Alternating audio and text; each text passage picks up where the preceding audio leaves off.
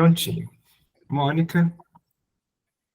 Então, eu quero dar boas-vindas a todas e todes aqui no nosso Olhar Periférico. É um festival que a gente construiu a partir de uma visão muito plural da necessidade de difusão do território, das narrativas e das obras que não estão concentradas nos centros urbanos e nos eixos tradicionais. O Francisco Gaspar fez uma curadoria a partir de 428 filmes que nós recebemos. Nós tivemos a representação e inscrição de obras de praticamente todo o território nacional, só faltaram filmes de Roraima e do Acre. Do Brasil inteiro nós conseguimos receber esses trabalhos, e eu sei que foi uma dedicação muito grande do Francisco, que durante a curadoria ele falava da dificuldade que ele estava tendo em definir, porque as inscrições que nós recebemos possibilitava a gente ter umas 3 edições do festival, pelo conteúdo denso, intenso e potente que a gente recebeu. Então, antes de tudo, dar as boas-vindas e agradecer muitíssimo por vocês terem inscrito suas obras aqui no Olhar Periférico com a gente. Boa tarde a todas, todos. Eu sou Francisco Gaspar, eu fui o curador dessa grande parada deliciosa que foi ver essas obras de vocês. Eu me sinto muito contemplado em ter que assistir a essas obras, e a Mônica falou uma verdade, eu ligava várias vezes para ela, falava, Mônica, não dá para me dar 2 horas e meia, né, do tempo que a gente tinha de minutagem para colocar filmes, porque era realmente obras muito importantes que a gente precisava ver. Isso eu acho que é a dor de ser curador, porque você acaba tirando algumas obras que você gostaria de exibi-las, porque eu sei da importância, como ator e como realizador, de uma obra ser vista, né? O cinema só faz sentido se for visto, senão a gente não faz, né? Mas vocês estão aqui, essa janela foi feita para vocês, pensando em vocês, em uma dedicação hercúlea de todos mesmo, e sejam bem-vindas, bem-vindos todas. É um grande prazer. Eu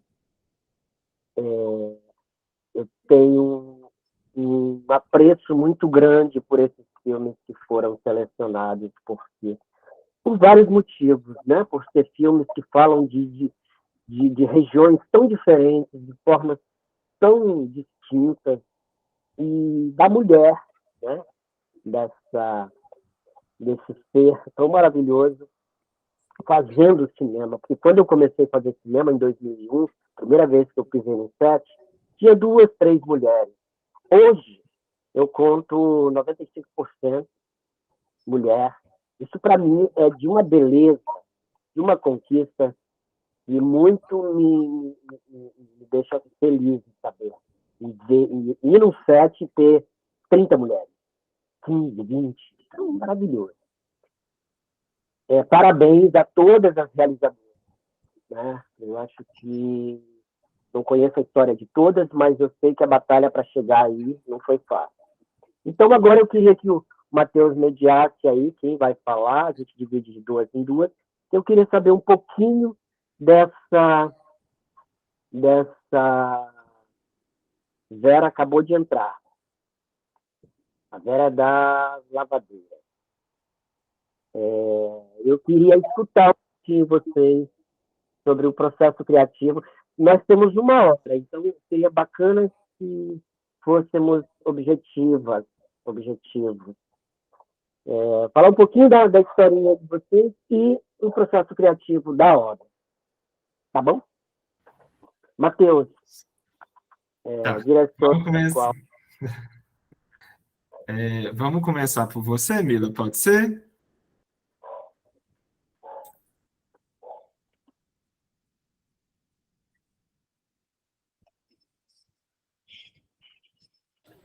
Tá fechado, Mila. Tá fechado o microfone. Desculpa, estão escutando? Tá, boa tarde. Sou a Milene Avelar Mila. Infelizmente, eu perdi a minha parceira, a Ana Estela, em março deste ano. É que eu fiz vários curtas, fizemos ainda 3 curtas. Então, esse Lealdade, ele parte de uma vivência minha aqui no Quilombo, mesmo, que eu presenciei. A gente fez a Grande Ceia Quilombola, Lealdade, Estatística, e estamos ainda finalizando. Antes da partida dela, a gente escrevemos só o roteiro ainda de um, mas estou dando continuidade com o Rodrigo, que também é nosso parceiro. Enfim, mas eu vou falar do Lealdade. O Lealdade, ele foi construído, foi em 2019, filmado aqui no Quilombo. Assim, a gente não tem cursos nessa área audiovisual, foi muito assim por recursos que a gente tinha no momento, mesmo uma câmera, um celular, e narrativas contadas por mim e minha amiga, a qual a gente tem esse diálogo sobre a dança portuguesa, que foi uma dança portuguesa no Quilombo. Então, traz esse questionamento e essa indagação de ter uma dança portuguesa no Quilombo, porque enaltecer uma outra cultura, uma cultura de um povo que nos colonizou. Então, por que não enaltecer a nossa cultura? Então, ele parte daí, é uma etnoficção, existiu mesmo essa dança em 2004. Então, desde 2004, sempre que a Ana Estela vinha para o meu Quilombo, que ela já fazia pesquisa há 25 anos aqui na minha comunidade, eu falei dessa história. Aí foi quando teve a oportunidade, que foi um projeto pela FAPEMA, aqui no Maranhão.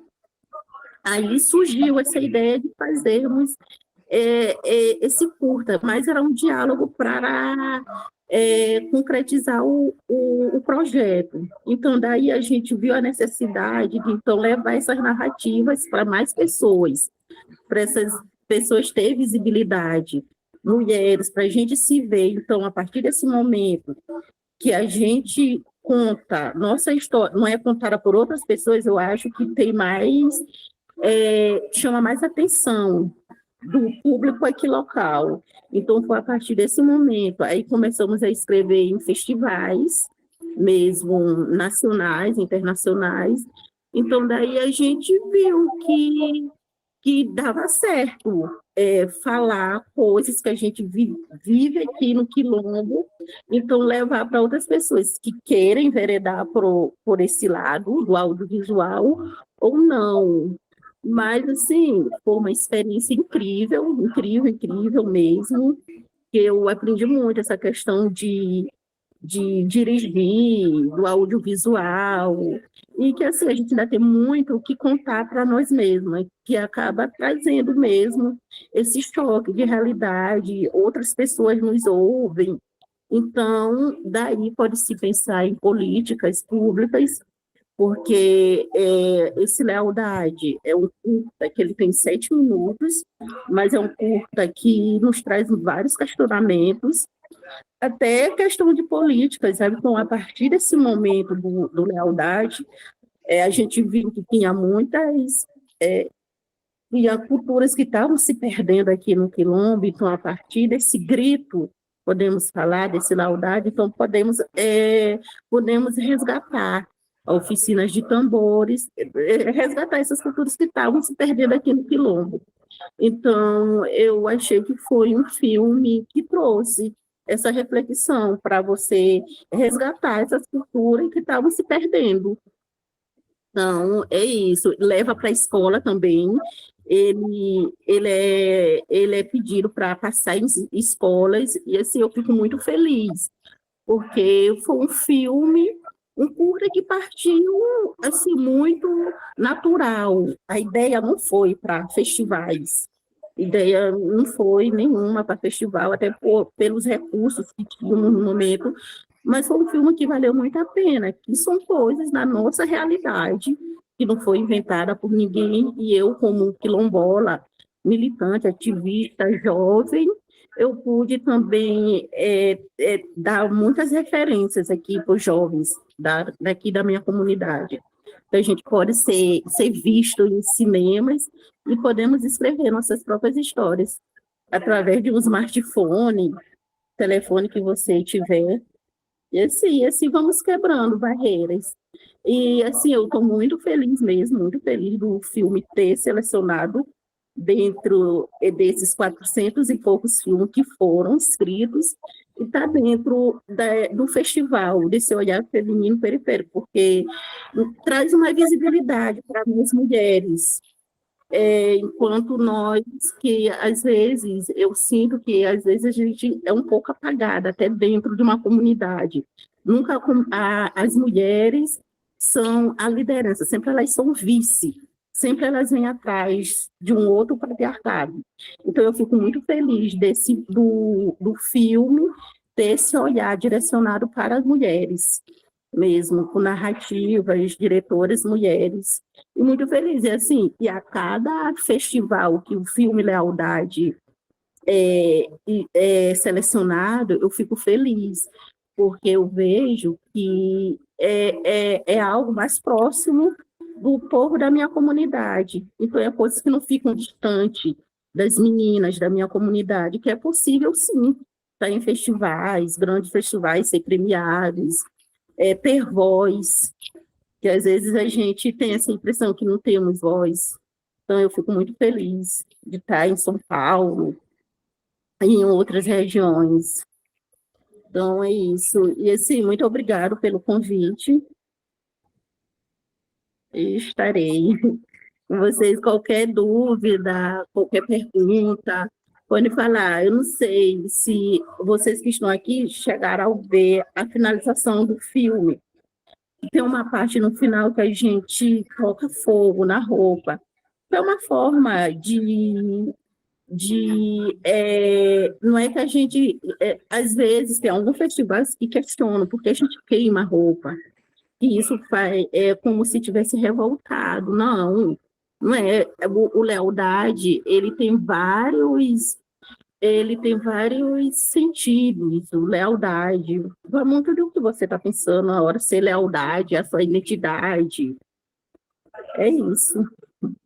Mas que não tem nada de agressivo, porque às vezes a roupa pode dar, tacar fogo na roupa, pode dar esse tom de agressivo, de agressividade, mas não é não. Nada de agressivo. Ótimo. Isa, Olá, boa tarde a todos de novo. Bom, primeiro quero enfatizar ainda mais a importância dessa janela que vocês abriram. É um festival que está no segundo ano, que está aí já grande no seu início, mas é de extrema importância por ter esse olhar para os periféricos. A gente, nossa grande maioria, somos negros, né, e mulheres, e a gente tem um olhar meio peculiar que a gente não sabe como é que a grande massa vai perceber isso, né? Então, bom, eu sou a Isa Neiva, eu comecei na arte aí um pouco tardia, como todos nós. Eu sou aqui da periferia da cidade de Guarulhos, São Paulo. Eu tenho 47 anos e eu só queria ser atriz. Comecei a estudar com 32 anos. E eu vi que se eu ficar esperando o convite, esperando, nunca aconteceria. Então, eu fiz cinema, fiz vários cursos, comecei a entrar em produções, fazer uma coisa ou outra. Tô estreando recentemente como atriz agora, né? Depois, tem uma série agora na Netflix que eu estreiei essa semana. Falei, nossa, tô virando atriz agora. Por conta que eu fui contratar a atriz pro meu curta, né? Que ela é famosa. E aí eu tive contato com a gente, que a gente não tem contato com agentes. Geralmente, geralmente só com os famosos e tal. E o Francisco é ator, né? Então sabe da dificuldade que a gente tem. Ela posso ser só gente? Foi opa! Então as coisas acabam acontecendo. Você acabou falando aqui do Hipólito, é isso? Que está representando. A gente tem aqui um curador, que é um homem, foi uma coisa que me surpreendeu. que ele, no olhar feminino, né? Dentro do olhar feminino, ele ser o curador. Fiquei muito curiosa, assim, né? Do ponto de vista do curador, porque, assim, meus projetos, geralmente, eu sou bacharel em arte cênica e também sou licenciada, e eu tenho por conta da minha vivência, de trabalhar com projetos que eu chamo de impacto. Não é somente entretenimento, mas eu uso o entretenimento para chegar a mensagem. Então, meu primeiro filme, que eu fui diretora, na verdade, eu era atriz, e me concederam a direção, o Cagando de Medo. Aí foi o primeiro filme que eu ganhei o primeiro prêmio melhor filme de júri popular na primeira mostra Nessas Negras em Brasília. E esse filme a gente fez com venda de pano de prato. Então, é guerrilha mesmo. Foi aí que eu me lancei, e aí eu fiz um doc, né, que foi do Paulo Henrique, que morou no Hospital das Clínicas durante 51 anos, que também me rendeu uma menção honrosa. E daí eu tenho uma expertise administrativa e corri atrás de projetos e ganhar verba para conseguir fazer projetos com melhores qualidades, porque a gente tem que ter um bom portfólio. E aí eu consegui fazer o Menino da Moeda, ganhei um PROAC, que é um curta sobre criança em situação de rua, que está se transformando agora num longa. E o Firmina, que eu falava para a minha equipe, eu falava que era nosso case de sucesso, porque minha equipe, sempre na sua maioria, são mulheres, porque a Firmina, você tem noção, ela, para mim conseguir a verba para poder o financiamento, eu ganhei 2 editais públicos aqui em São Paulo, que é o PROAC. Tá, só pude ficar com a verba de um e conseguir fazer a qualidade que ele tem por conta de parcerias que eu consegui aí ganhar. E eu queria muito ter gravado ele aqui na cidade de Guarulhos, no SECAP, por conta que aqui tem uma história de uns condomínios que foram feitos na época da construção do aeroporto, e cada um deles leva o nome de uma cidade, de um estado. Eu queria gravar muito no Rio Grande do Sul, né, nesse condomínio. Acabou não dando certo a negociação de conseguir filmar nesse condomínio. E aí eu acabei filmando num apartamento, porque eu tinha desafios nesse filme. Vou falar algumas coisas sem dar spoilers. Pior que dá spoiler, né, Francisco? Você que assistiu? Não dá. Eu queria que todo mundo tivesse a mesma reação. Não dá. É bom. É atriz jovem, atriz mais velha, eu teria que achar atriz que eram parecidas, né? Tem essa questão, que eu só revelo no final, que nem. Bom, não quero falar, gente, senão quebra a experiência de quem assiste. Bom, mas assim, o meu olhar, criativamente, o roteiro é de um homem, que é o Adelmo Passos, que mora em Brasília. E esse roteiro veio para na minha mão, ele veio com como para ele é como se fosse uma cultura negra, porque tinha os editais abertos. Eu falei, mas isso aí não tem nada, não é cultura negra, isso aí todas as mulheres passam isso. Por isso que a gente tem aquela jogada no final, Francisco, que eu estou falando de todas as mulheres, mas o meu grande cuidado na criação, eu tenho uma participação assim, pequena no roteiro, porque eu fui ajustando algumas coisas, tem um motivo porque minha personagem é uma senhora de 70 anos que usa turbante, tem um motivo porque ela usa turbante, ele não está ali apenas, ele tem muito significado. E eu queria trazer dentro da minha construção, para a conversa da violência contra a mulher, os homens. Por isso que é o filho que tem uma ação no final do filme específico, que vocês vão assistir, porque eu quero trazer os homens para a conversa, trazendo também a questão da sororidade entre as mulheres, mas trazer os homens para a conversa. E eu tomei muito cuidado de como que eu faria com a questão do agressor, de não dar protagonismo para o agressor. O meu agressor não aparece em momento nenhum no filme, porque, na minha concepção, a violência não tem rosto. Então, quando você menos espera, você não sabe, né? Então, foi mais essa a minha intenção dentro do filme. Tem umas questões bem técnicas, que o legal é ter esse participado depois que assiste e tal, né? Você não dá spoiler o tempo inteiro. Então, o Firmino é um suspense, ele é um suspense indo para o terror, mas ele é impacto, que é para falar de um problema grande que a gente vive na sociedade hoje.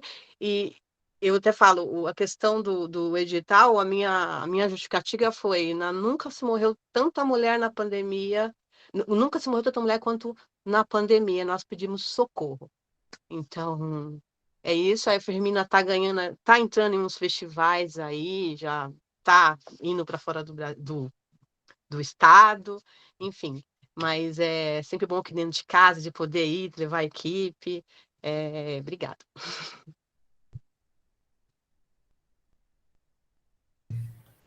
Pode falar. Tá fechado, Francisco.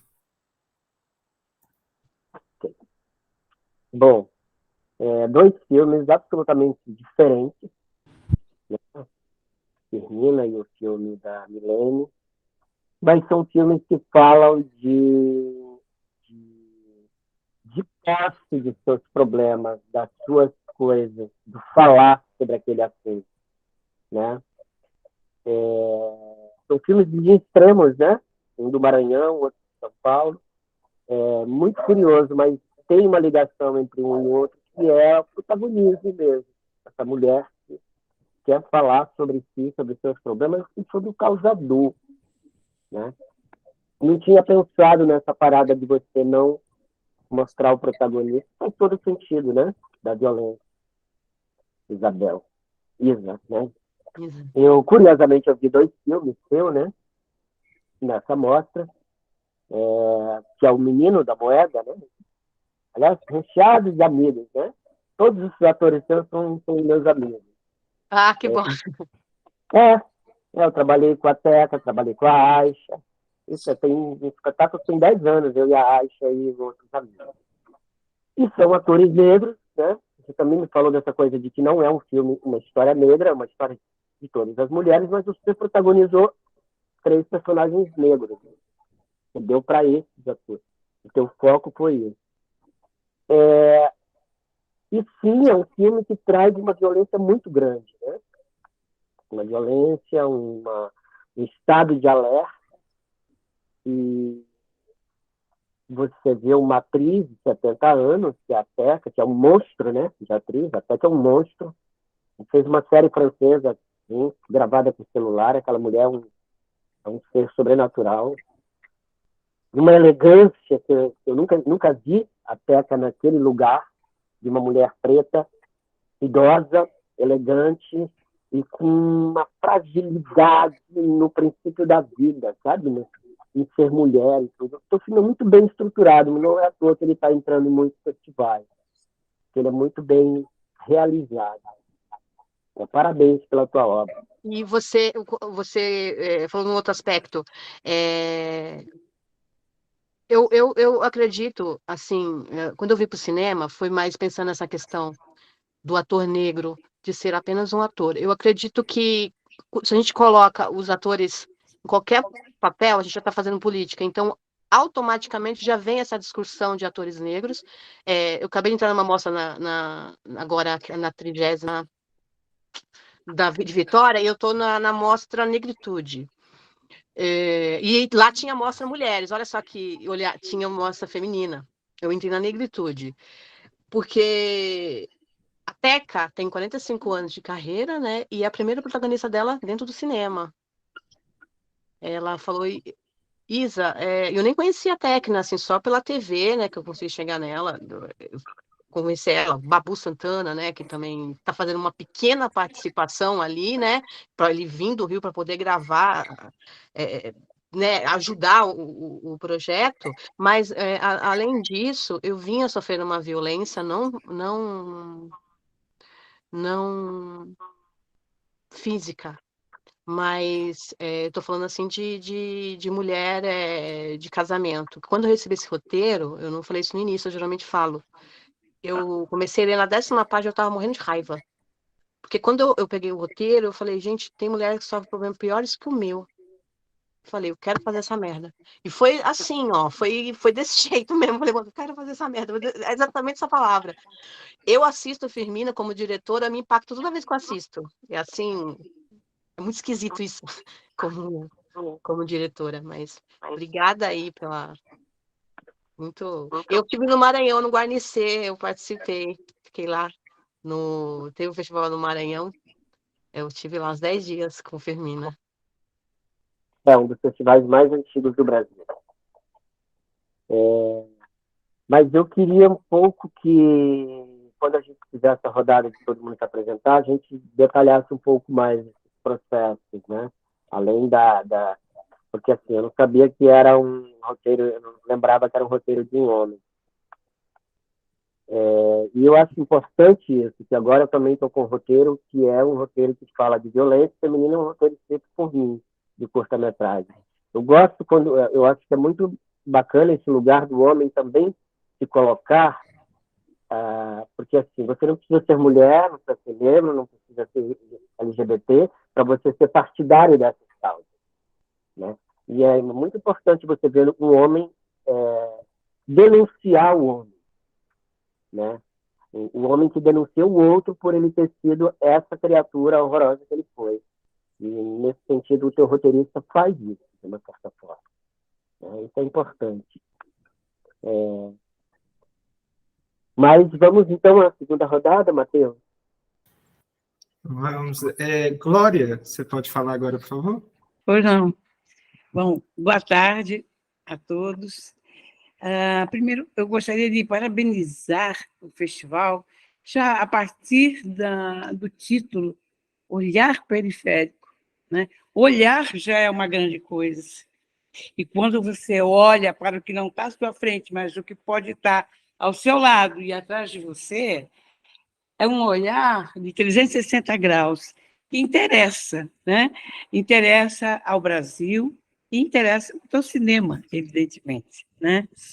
E eu sou de Cuiabá, Mato Grosso, e então nós sabemos, nós realizadores matogrossenses, nós sabemos a dificuldade enorme de termos essas janelas de visibilidade para o nosso produto, né? Geralmente o eixo Rio-São Paulo domina, né, toda essa questão de distribuição e de visibilidade às produções. E então eu já pelo título eu adorei, falei olhar periférico, que bom, né? E fiquei muito contente também de estar, né, dentro dessa questão também do olhar feminino, né? Porque eu acho isso também da máxima importância, né? Porque tem uma escritora francesa que eu gosto muito, que é a Anaïs Nin, que ela diz o seguinte, que nós não vemos as coisas como elas são, nós vemos as coisas como nós somos. Então, eu acho que isso é uma diferença fundamental em se tratando de universos, né, de gênero, né? E também de raça, enfim, porque nós vemos como nós somos. Então, nesse sentido, eu acho que o olhar feminino tem muito a contribuir, né, sobre todas as questões, não apenas sobre as nossas próprias questões enquanto gênero, mas também como nós vemos, percebemos o mundo, né, e qual é a nossa forma de fazer cinema, né? Então, eu fiquei muito feliz e sou muito agradecida por ter sido selecionada. Meu filme se chama Itinerário de Cicatrizes, é um filme, eu ia até dizer, sobre a queimada no Pantanal, aquela última, terrível, quer dizer, a última, até parece, já estamos começando a vivenciar a nova, a de agora. Na verdade, estou falando com vocês do Pantanal, porque eu moro entre Cuiabá e o Pantanal, e nesse momento eu estou falando com vocês e olhando lá para fora e vendo essa... É um paraíso, na verdade, né? E tanto é que não dá para entender como que nós, né, humanos, somos capazes, né, de destruir, porque não é destruir a natureza, na verdade, ao destruir a natureza, nós estamos destruindo a nós mesmos, não é? Porque dentro dessa ideia, né, que não há separação, né, entre natureza e cultura, tudo o que nós fazemos e que nós somos, temos as duas coisas, né, dentro da gente. Então, o Itinerário de Cicatrizes na verdade, um filme que a gente fez praticamente após as queimadas, daí o nome, né? Cicatrizes, porque aquilo que ficou, as marcas impressas na fauna, na flora, na vida das pessoas, né? No Pantanal. E é um olhar de dentro, né? Eu sou daqui, eu moro aqui, né? Eu sou, bisneta, neta, filha de pantaneiros, né? Então, também isso é uma coisa muito legal, porque o Pantanal sempre é visto de uma ótica, normalmente, né, na filmografia nacional e mesmo estrangeira, com aquele lugar paradisíaco, que de fato mas sem a densidade humana, né? Sem nós dentro deste universo, né?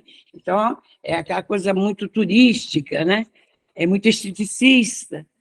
E, então, poder fazer um trabalho sobre o Pantanal, a partir desse olhar, que é esse olhar, né, de dentro, com essa dimensão, né, e essa densidade da nossa vivência aqui, é muito, muito especial. Então, eu tentei fazer um documentário que ele se aproxima muito de um filme ensaio. Ele não é propriamente assim quem fez a curadoria deve ter percebido isso. Ele não é muito jornalístico, né? Mas é muito mais ensaístico, porque eu acho que essa aproximação do ensaio dá para se contemplar, né? Várias camadas, né, daquilo que estamos tentando retratar, né? Então, assim, como começou esse filme? Esse filme começou... Eu estava aqui mesmo, onde estou agora, conversando com vocês, e vendo é modo de dizer, porque você não via nada, você não vê o horizonte. É uma coisa terrível que acontece no nosso estado. E essa é outra coisa também, antes de falar sobre o filme, que eu acho importantíssimo nessa mostra que vocês organizaram, né? A gente poder, de fato, mostrar também este Brasil profundo, né? Porque não é brincadeira. Por exemplo, quando se vê nas TVs, queimada no Pantanal, ou isso, claro, as pessoas se sentem solidárias. Mas nós que vivemos aqui, a partir de agosto, setembro e outubro, nós não vemos horizonte. Nós não vemos o sol, gente. Nós respiramos fumaça. E quando eu digo nós, somos todos nós. Eu moro também em Cuiabá. Então, é a mesma coisa.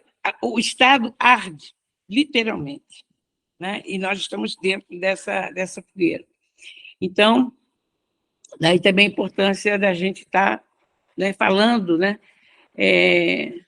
disso, porque é uma coisa assim, desesperadora, porque se fala tanto, mas parece que os ouvidos são moucos, né? E há muitos interesses também, né? Principalmente aqui na nossa região, que é dominada pelo agronegócio, pelo garimpo, né? Então, os interesses são muito grandes, e isso também determina, né, e fortalece, né, toda uma né, política, vamos dizer assim, né, de proteção e de sustentabilidade. Bom, então eu estava começando a dizer que... então eu estava desesperada, eu chorava muito. Até o momento que eu falei, mas, gente, que adianta eu estar chorando aqui? De que adianta essas minhas lágrimas? Se não apenas para me consolar e dizer, nossa, como você é sensível. Não é? Falei, eu sou uma cineasta, trabalho no cinema desde a década de 80. Então, e sempre fiz alguns trabalhos de ficção, mas sou mais ligada ao documentário, entendendo o documentário com essa tênue linha, né, entre o documentário e a ficção, né? Porque o documentário também é uma ficção, né? É sempre um recorte da realidade que a gente faz, né? Não é a realidade em si, é aquilo que estava falando no início. É como nós somos que nós percebemos, né? O outro e as outras coisas. E então, me perdi um pouquinho. Estava falando como começou. Aí eu não tinha dinheiro para fazer, não tinha nada, era época já de eleições, então meus amigos que têm produtora, estava todo mundo empenhado em programas políticos e tal. E eu convidei um grande amigo, que é o Lúcio Reis, que é diretor de fotografia. Ele estava em Brasília, terminando o doutorado dele, E eu estava desesperada, foi um dia que eu estava muito desesperada, liguei para ele, ele falou, Glorinha, vamos... Glória, né? Glorinha, para a minha idade, já acho só mesmo para os íntimos. Aí ele disse, Glória, estou indo, vamos fazer. Então, ele veio com a câmera dele e nós fizemos toda a produção junto com meu filho, que fez a produção executiva e é responsável também pelas imagens em drone. E nós, três, resolvemos fazer esse filme na mar. Aí consegui alguns apoios, assim, pousadas e tal, porque a gente andou bastante. Bom, eu fiquei com esse material sem poder dar continuidade, até que, através da Lei Aldir Blanc, eu peguei, conseguimos uma verba de finalização. Mas, como Milene, eu também perdi uma grande amiga de adolescência, chamada Marta Catunda, e uma pessoa também daqui, mas estudou muito tempo e morava, inclusive, aí em São Paulo. E a Marta tem um trabalho importantíssimo na área de paisagens sonoras do Pantanal e da Amazônia. Então, toda a trilha sonora é dela.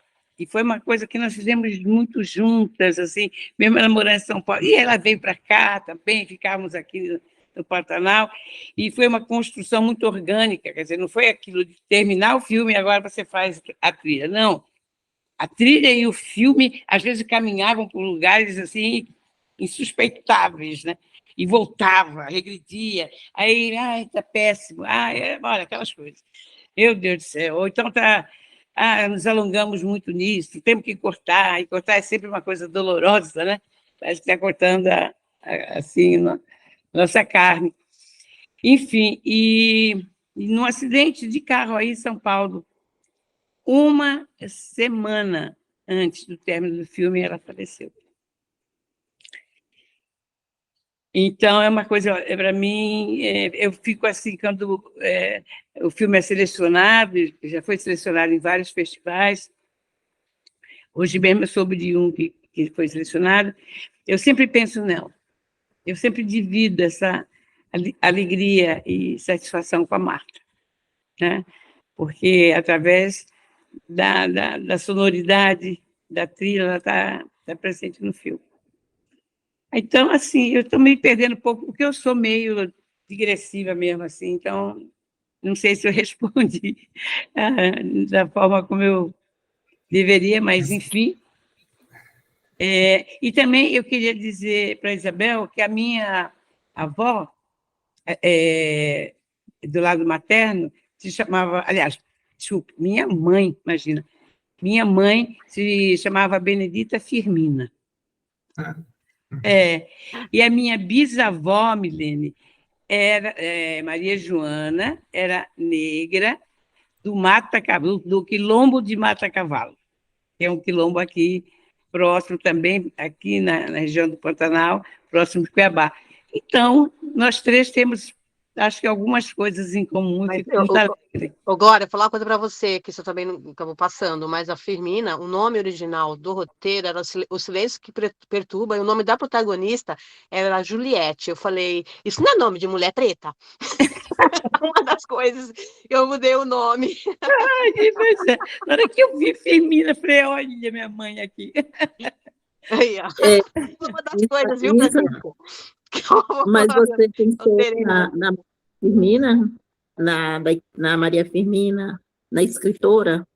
Não, eu tenho um projeto com ela. Eu tenho um outro projeto com a Maria Firmina também. Sim, que ela é daqui da minha cidade. Ela é daqui, de Guimarães. Porque o roteirista mora em Brasília, mas ele é do Maranhão, então eu conheço muitas histórias lá. Doidinha para fazer filme aí. Sim. Na parte que está lá um museu lá na cidade, que eu estou aqui passando férias, só que eu moro na capital, em Cambuí. Aí eu venho para mim. Tem duas pessoas para falar. Vamos deixar. Vamos passar para a Vera, que está pertinho está faltando 15 minutos. Tem a Vera e tem o nosso amigo Hipólito. Vamos lá, Vera. Lá, vamos objetivar. Oi, boa tarde a todos e a todas. entrei atrasadinha, né? Mas eu estava resolvendo um probleminha aqui de trabalho também. Sim, vocês querem saber como foi o processo, né, disso? O processo desse trabalho começou tudo com uma perda, né? Todo mundo perdeu alguém na pandemia, né? Eu perdi o meu marido, meu companheiro, e fui parar numa ilha. Fui parar na Ilha do Ferro.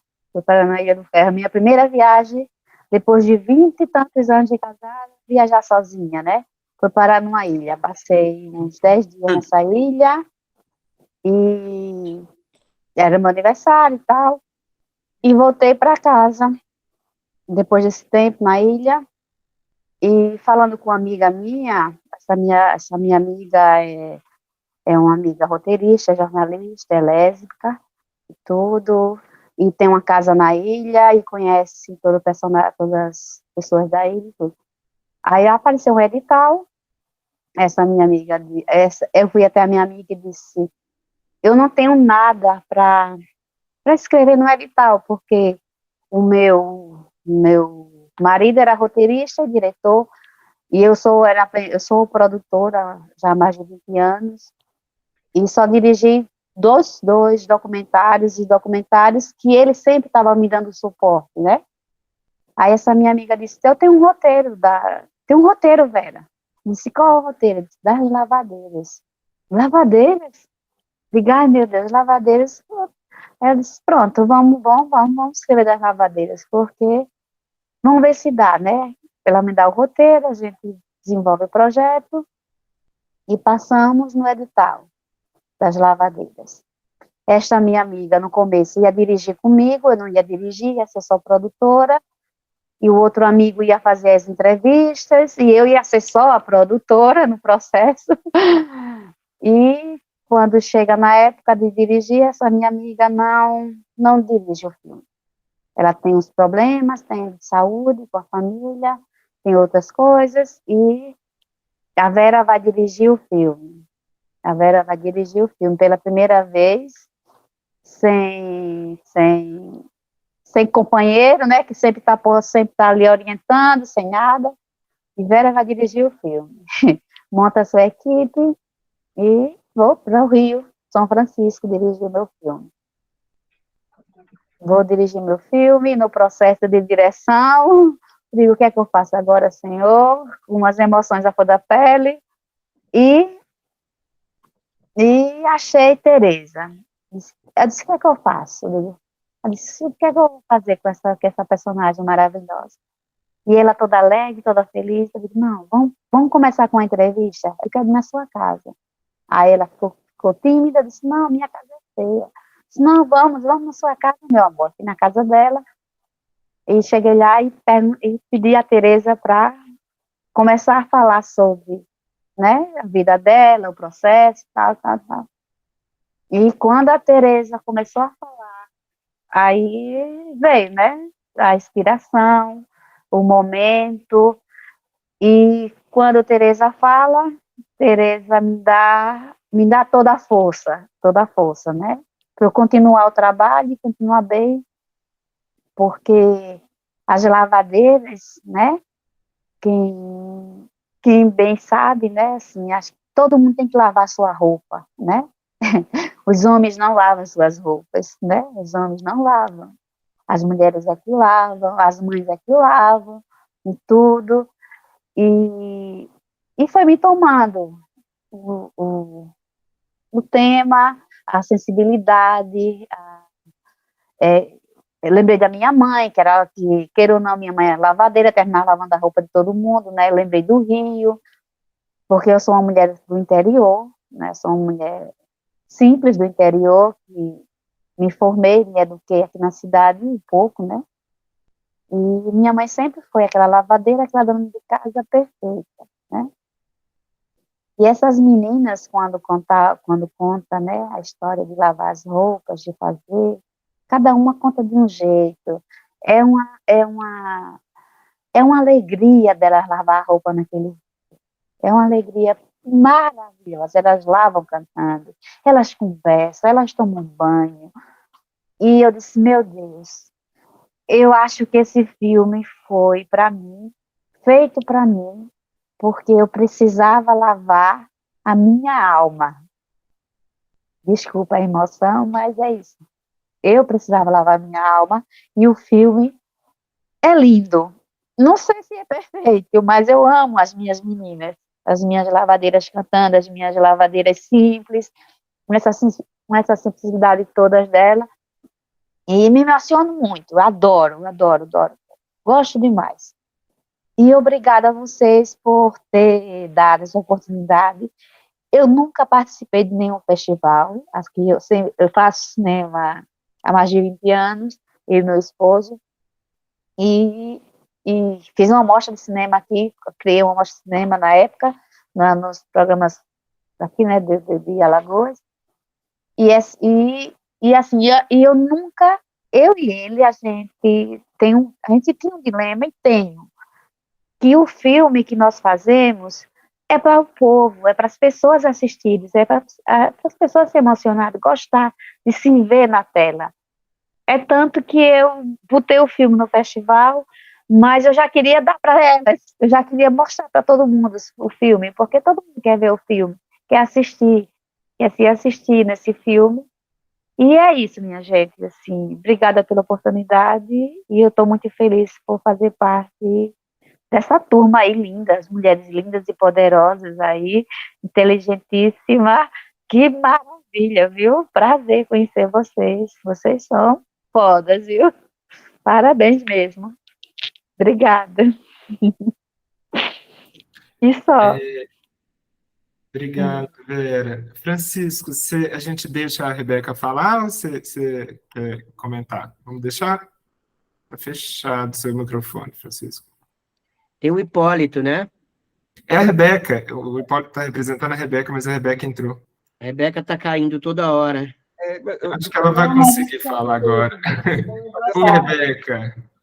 Eu estou saindo, entrando, porque eu estou no meio de uma jornada pedagógica, sou professora, e estou aqui na escola, eu dou aula. E por isso, por esse motivo aqui, eu saí e entrei algumas vezes. Não podia ficar aqui o tempo todo do debate. Infelizmente, saiu nessa data. Nós estamos retornando aqui no Nordeste, né? Nossas férias são em julho e a gente está retornando ao nosso ambiente de trabalho, né?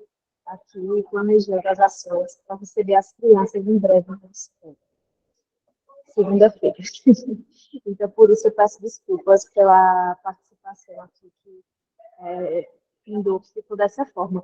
Mas estou aqui com vocês.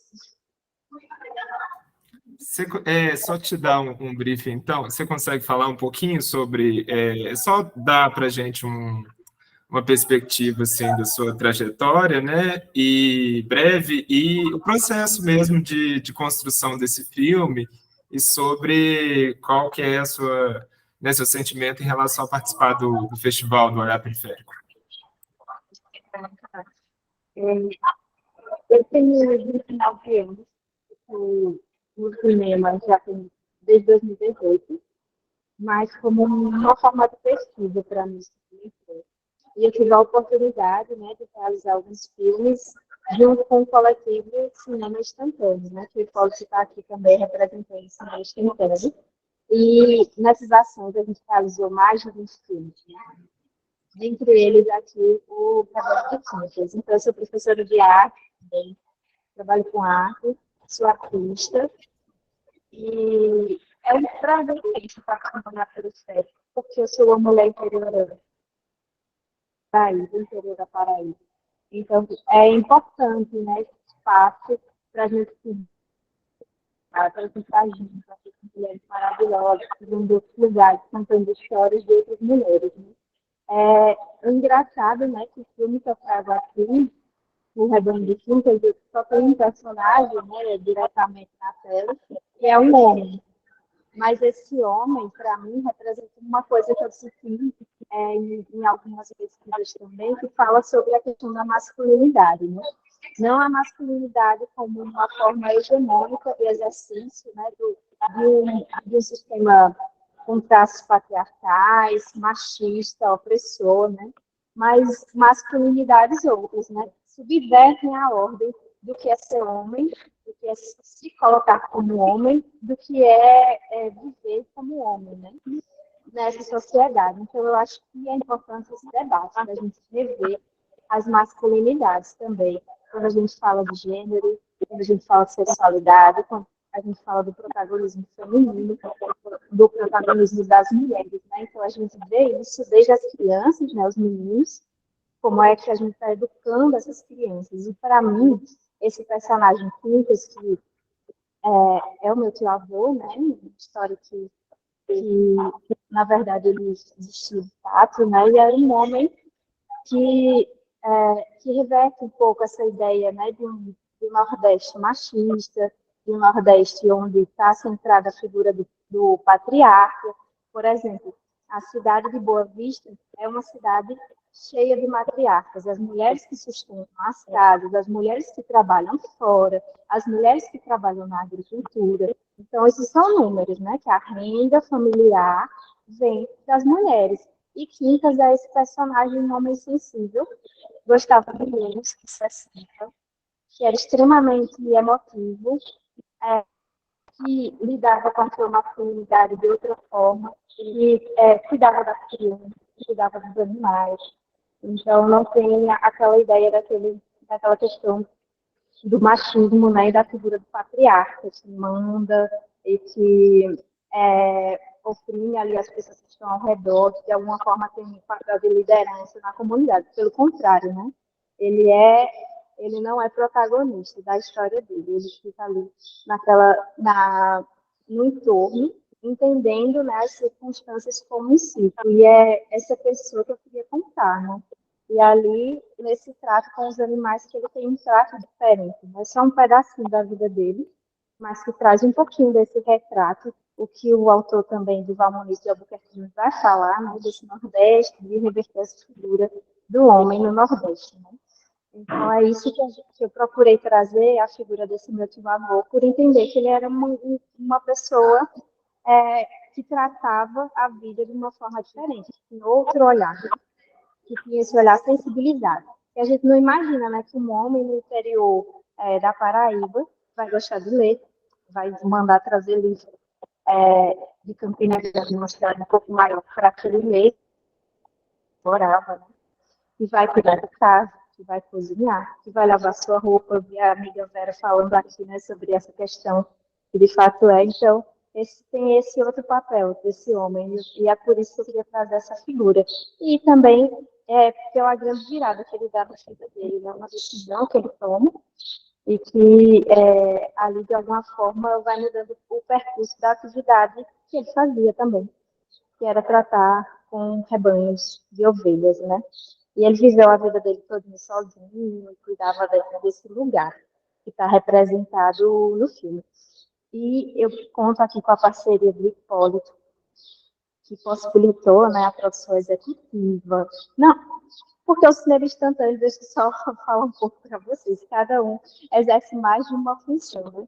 Então, quando eu digo que o Hipólito, principal função, produção executiva, produção, mas ele fez direção, me ajudou também na fotografia, áudio, também estava ali do meu lado quando a gente estava escrevendo o roteiro, vendo as melhores condições para contar essa história. Então, é uma parceria realmente ali que acontece, a gente fica imerso, né, nessa parceria, combinando os detalhes juntos, uma equipe pequena de 4 pessoas, mas que a gente conseguiu realizar esse filme. Então, é um filme de baixo orçamento, ou nenhum orçamento, como o Hipólito disse, tem orçamento, só que a gente não usou, né? Assim, o filme tem um valor, mas que a gente para que ele existisse, né? Então, é um filme colaborativo, difere um pouco, né, do sistema de cinema, da cadeia de cinema. Isso não é nem bom nem ruim, mas eu acho que é uma forma também da gente contar nossas histórias, né? Que às vezes tem coisas que estão aqui, ó, que a gente quer contar e foi possível através do cinema instantâneo e foi possível através desse cinema independente. Eu acho que era isso que eu precisaria falar agora para vocês. Muito feliz com a seleção, muito feliz de estar aqui com outras mulheres também tão fortes, representando filme, representando cinema. E esse festival se torna importante por isso, né? Por dar esse protagonismo também. E eu queria que vocês ficassem com o Hipólito, caso tenha mais perguntas, ele vai me representar muito bem, porque ele estava, né, dentro desse processo, igualmente comigo. Eu vou voltar aqui às minhas atividades. Peço desculpas mais uma vez e agradeço imensamente a oportunidade de estar aqui com vocês. Um grande abraço. Obrigado, Rebeca. Boa tarde. Francisco.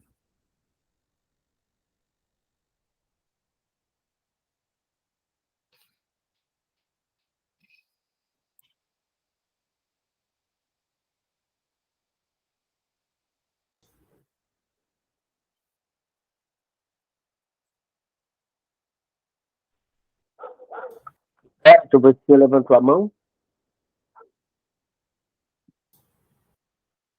Hipólito.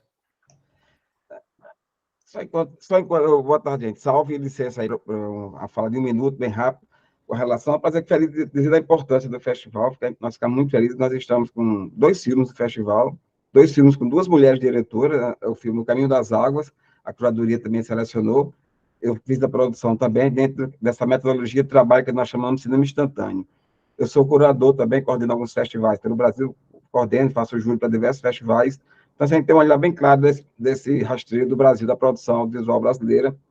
E juntando jovens diretores em 2017, naquele período de pós-golpe, imediato pós-golpe da presidente Dilma, o golpe parlamentar que afastou. Então, a gente, com as cegas com as políticas culturais, eu juntei jovens e disse: a nossa saída agora é juntar e vamos fazer um protesto criativo. Foi nos compartilharmos equipamentos, saberes, enfim, expertise e desenvolver. Então, nós fizemos, eu acho que esse trabalho nosso tem muito a ver com a ideia do Festival do Olhar Periférico. Nós, agora em agosto, vou fazer 5 anos dessa atividade, mas enquanto pega só os dados de 4 anos, nós fizemos 26 curtas e 5 longas, todos do que a gente chama de Brasil de dentro, né? Nós gravamos, no caso, o de Rebeca, aqui na Paraíba nós gravamos, acho que uns 6 ou 7, sempre ajustando a festivais, sem orçamento nenhum, sem nenhum financiamento, apenas 4 sujeitos, 2 paulistas e nós aqui da Paraíba, e vamos juntando as pessoas, sempre dando espaço para protagonistas das ações, pessoas, principalmente mulheres. Então, nós convidamos, Rebeca fez 2 filmes conosco, dirigiu, fez a chance de direção, eu acho, mais uns 5 ou 6 desses filmes. A Carla Ferreira, que está no Caminho das Águas, junto com o Antônio Fargoni, que é aí lá de São Carlos, aí nós já gravamos também uns 5 ou 6 filmes em São Carlos. Fizemos do Quixadá, no Ceará, em Garanhuns e Taquaritinga do Norte, em Pernambuco. Então, a gente sai rodando, vai para onde tem um festival, a gente se aglomera das oficinas, coloca as pessoas que estão naquele processo e produzimos os filmes. E são filmes relativamente bons, apesar de ser sem orçamento, e nós fazemos dentro desses filmes rodaram os grandes festivais, né? Gramado, Ouro Preto, Tiradentes, enfim, Aruanda, Vitória. Estamos com 2 filmes em Vitória também. Aí, dessa leva desses filmes. Então, assim, é uma metodologia de trabalho que a gente agora está... Era um protesto criativo, mas a gente mantém quando é possível fazer, e com isso a gente conseguiu revelar a Michelle Maciel no Ceará, e sempre vai trazendo esqueci o nome, a Gabriele Lopes, aí de São Paulo, de São Carlos, então a gente sempre está trazendo para a cena e dando espaço para que essas pessoas se apresentem. E o resultado disso tem sido, assim, prazeroso, lógico, a gente está falando, tivemos semana passada no Rio de Janeiro, também no trabalho na Universidade das Quebradas, lá junto ao MANA, o Museu de Arte do Rio de Janeiro e ao UFRJ, replicando essa metodologia de trabalho, que é uma coisa que a gente acredita muito, assim, de desmistificar o fazer audiovisual, sem perder, naturalmente, as grandes discussões que a gente está tendo agora com a Aula e Paulo Gustavo, sem perder as expertises do que é fazer cinema, o que é fazer audiovisual, né? Também sem quebrar etapas, mas apenas isso. Agradecer e parabenizar demais o festival. Se der certo e se eu aconselhar a agenda, eu estarei presente nas sessões presenciais aí. Tentarei estar. Talvez a Rebeca também vá. Obrigado, pessoal. Desculpa aí a impertinência da fala. Obrigado, Hipólito. Francisco?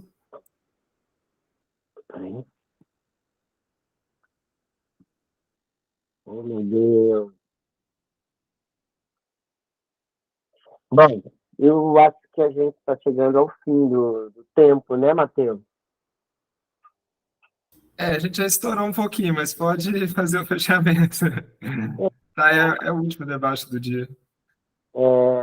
Muito bom ouvir essas histórias de cada um, de cada processo, de cada filme. Cada um carrega em si essa, esse DNA, né, de uma batalha muito grande.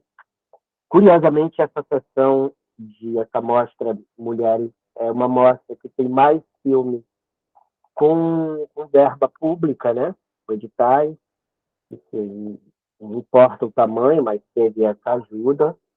Eu acho que essa é a mostra que mais tem. Nem por isso eles deixam de ser periféricos. É uma obra, é uma mostra muito diversa, mas muito rica. Eu fico muito contente de ter vocês com seus trabalhos, né, no festival. Queria muito agradecer a presença de todos, todas, todos. Eu queria saber se a Mônica tem alguma coisa para finalizar. Eu sempre vou reforçar essa questão do olhar feminino, né? A gente trabalha com difusão audiovisual há muitos anos e garantir os espaços de fala, de produção, de direção, de roteirização das narrativas, sejam elas periféricas ou não, para diretoras mulheres, eu acho que é um papel que a gente tem que fortalecer sempre. Entendo que essa mostra é um recorte importante para a gente preservar desse olhar feminino das diretoras. Entendo que muitas das diretoras também estão pulverizadas nas outras mostras, mas essa era um olhar específico, com uma linha curatorial do Francisco. Agradeço a participação de todas. Espero encontrar com vocês nas sessões presenciais. Eu tive conversei muito com o Francisco sobre não assistir os filmes antes, a gente fica com uma curiosidade muito grande, com uma vontade de conhecer o trabalho, mas eu acho que a experiência de uma sala de cinema ela não se transporta para uma tela de TV, então foi uma opção, e eu espero encontrar vocês em outras mostras, com novas produções. A gente sabe que o Brasil está numa efervescência e a perspectiva da Paulo Gustavo vai fazer com que vocês produzam mais, e a gente espera que isso aconteça, e espera também receber obras para as próximas edições do festival. Então, agradeço a todas por estarem com a gente, por construírem essa edição de uma forma parceira, por terem inscrito suas obras no nosso festival. Obrigada, gente. A Isa quer dar uma palavrinha? Rapidinho. Bom, primeiro que também, eu acho que esses lugares aqui também é um lugar também de network, né? Eu deixei o meu contato aí para vocês aí. Maranhão, eu tô com um projeto no Quilombo, lá no São Luís, sabe, Milene? Me chama ali, eu deixei meu WhatsApp. E aí, eu só finalizar, que me chamou a atenção, assim, que mesmo o Festival sendo em São Paulo, o único filme de São Paulo, por mais que tenha muitas mais produções, foi o meu que entrou. Eu me sinto muito lisonjeada com isso, que eu vi que somente no Olhar Jovem que tem filmes de São Paulo, e aí me sobe um outro alerta que eu já venho meio que pensando, e abrir oficinas para mulheres acima de 40 anos, porque geralmente os cursos, principalmente nas periferias, são mais voltados para jovens, né? Então, eu estou colocando isso porque meu primeiro filme eu fiz com 40 anos, minha última oficina, por conta de edital, eu faço oficinas, né, para contrapartida, como eu não coloco limite de idade, apareceu assim, mulheres que veio de câncer, mulher que separou, que ficou viúva, mulheres que já até eram formadas em audiovisual há muitos anos e que não trabalhavam mais, então, e existe uma grande potência em nós, tá? Me coloco, e aí eu vejo isso aqui, né, no olhar feminino, né? Eu acredito que teve filmes de muitos, então é muito grande para mim estar nessa mostra representando São Paulo. Gratidão, Francisco, pelo cuidado, e a todos. Deixei meu contato aí, gente, ó, network. Quem não for vir, eu vou nas sessões, hein? Posso falar rapidinho? Posso falar rapidinho? Então, Isa, eu também estou nessa, né? Porque eu, na verdade, já tenho mais de 50. E essa questão do etarismo, ela está presente, né? A gente percebe isso de uma forma muito clara, inclusive em festivais mesmo, né? Há certos festivais que estabelecem, né? Quer dizer, é claro que a juventude, os jovens, é evidente, né, que merecem ter toda, né, a visibilidade, o apoio, mas fazer cinema, cada filme que você faz é um novo Novo trabalho. começo. Quer dizer, na verdade, a gente está aprendendo o tempo inteiro, né? Quer dizer, não é porque você tem mais idade que você sabe tudo, aliás. Quanto mais idade você tem, na verdade, você vê o tanto que você tem que saber mais, né? Então, estou com você, baixo etarismo, e quero dizer o seguinte, não fique se sentindo tão diferenciada por ser de São Paulo, porque para Mato Grosso, São Paulo é periférico. E para Maceió também, tá? Também, entendeu? Todos somos Coisa periféricos, linda participar né? com Todos somos vocês, coisa periféricos deste maravilhosa. país, E né? você é o Elipo, né? Estamos aqui em Alagoas, Maceió, viu? Venha para cá também. Estou aqui, viu? Venha produzir comigo.